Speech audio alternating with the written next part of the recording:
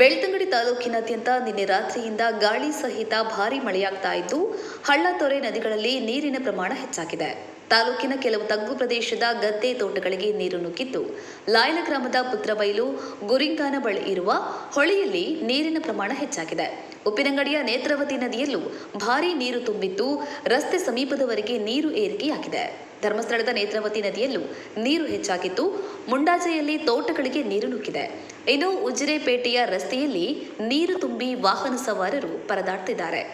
July 28ರಂದು ಅಂದರೆ ಭಾನುವಾರ ಮಳೆ ಕಡಿಮೆಯಾಗಿ ಬಿಸಿಲು ಹೆಚ್ಚಾಗಿತ್ತು. ಹೀಗಾಗಿ ಮಳೆ ಕಡಿಮೆಯಾಗುವ ನಿರೀಕ್ಷೆ ಮೂಡಿಸಿತ್ತು.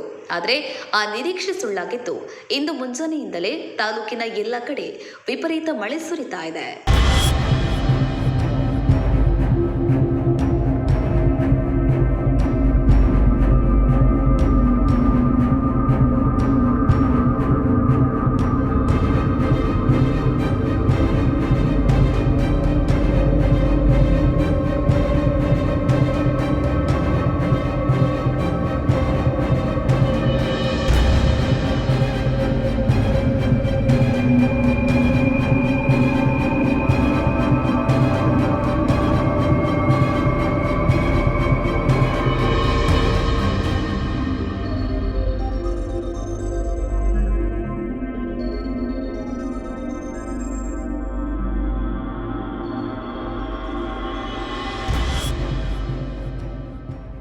ಹೆಚ್ಚಿನ news ಅಪ್ಡೇಟ್ಗಾಗಿ Prajaprakash news YouTube channel ಅನ್ನು ಸಬ್ಸ್ಕ್ರೈಬ್ ಮಾಡಿ ಮತ್ತು ಬೆಲ್ ಬಟನ್ ಕ್ಲಿಕ್ ಮಾಡಿ.